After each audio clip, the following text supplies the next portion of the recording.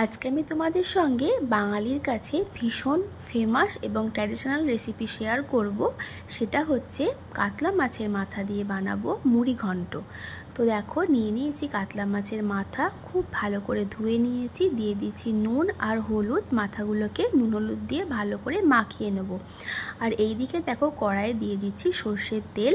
তেলটা ভালো গরম হোক ততক্ষণে চলো দেখিয়ে দিই এই মুড়ি ঘন্ট বানানোর জন্য লাগবে আমার গোবিন্দভোগ চাল, যেটাকে আমি 3-4 ঘন্টা বেশ ভালো করে ধুয়ে নিয়ে ভিজিয়ে রেখেছি। এবারে দেখো তেলটা আমার গরম হয়ে গেছে। এবার মাথাগুলোকে আমি বেশ ভালো করে লাল লাল করে কিন্তু ভেজে নেব। মাথাগুলো ভালো করে না ভাজলে ভিতর থেকে কাঁচা থেকে যাবে, সেই জন্য মাথাগুলোকে কিন্তু খুব ভালো করে লাল লাল করে ভেজে নিতে হবে, যাতে ভিতর থেকেও খুব ভালোভাবে ভাজা হয়ে যায়। তো চলো মাথাগুলোকে ভেজে নিই, তারপর ফিরে আসছি।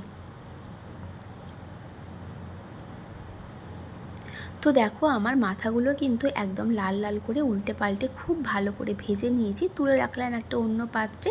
তারপর তেলের ওপর দিয়ে দিচ্ছি গোটা গরম মশলা আর তেজপাতা। 2-3 মিনিট ফোড়নটা ফ্রাই করার পর সুন্দর গন্ধ বেরিয়ে আসলে ফোড়ন দিয়ে দিচ্ছি কেটে রাখা আলু। তোমরা চাইলে এখানে আলুটা স্কিপ করতে পারো। আমার আলুটা এই মুড়ি ঘন্টতে বেশ ভালো লাগে, সেই জন্য আমি এখানে একটু আলু ব্যবহার করেছি। আলুটাকে হালকা করে একটু ভেজে নেব। এখানে কিন্তু কোনো রকম জিরে ফোড়ন দিইনি, দেওয়া লাগেও না, এমনি ভালো লাগে খেতে। দিয়ে দিচ্ছি গ্রেট করে রাখা আদা, চেরা কাঁচা লঙ্কা, একটা বড় সাইজের টমেটো এর অর্ধেকটা দিয়েছি। কিছু গুঁড়ো মশলা দিয়েছি, যেমন হলুদ গুঁড়ো, ধনের গুঁড়ো, জিরের গুঁড়ো, লঙ্কার গুঁড়ো, আর দিয়েছি কাশ্মীরি রেড চিলি পাউডার, আর দিয়েছি পরিমাণ মতো নুন। কিছু কিশমিশ দিয়েছি মশলা কষানোর সময়। তোমরা চাইলে এখানে কাজু বাদামও ব্যবহার করতে পারো, আমার কাছে ছিল না তাই দিতে পারিনি। তো দেখো এবার মশলাটাকে গ্যাসের ফ্লেমটা লো টু মিডিয়ামে করে খুব ভালো করে কিন্তু কষিয়ে নিতে হবে। কষিয়ে নেওয়ার পর এখানে যে চালটা আমি ধুয়ে রেখেছিলাম সেটা ছেঁকে, জলটা ছেঁকে আমি চালটা দিয়ে দিচ্ছি। এইবারে চালের সঙ্গেও মশলাটাকে একটু 5-7 মিনিট ভালো করে কষিয়ে নেব।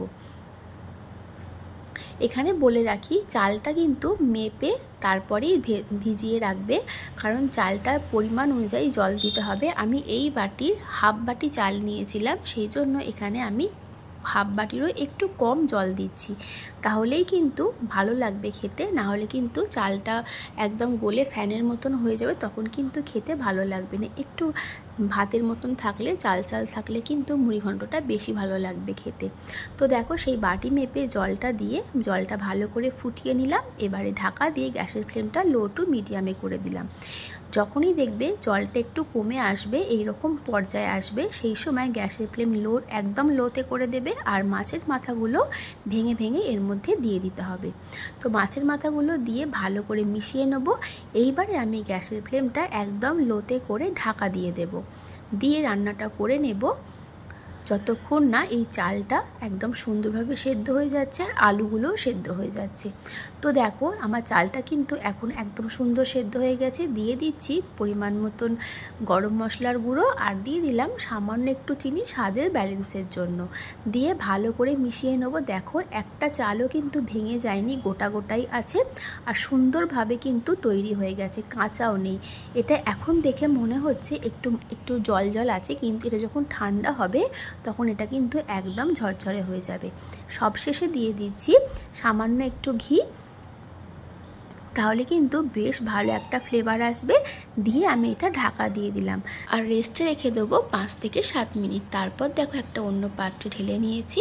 তাহলে আমার মাছের মাথা দিয়ে মুড়ি ঘন্ট কিন্তু একদম রেডি।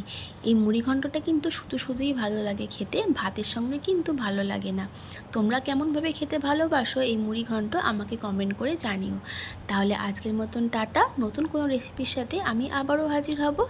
ভালো লাগলে লাইক, কমেন্ট, শেয়ার করে দিও। আর আমার চ্যানেলটা কিন্তু অবশ্যই সাবস্ক্রাইব করে দিও। সবাই খুব ভালো থেকো, সুস্থ থেকো, আর অবশ্যই কমেন্ট করে জানিও রেসিপিটা কেমন লেগেছে।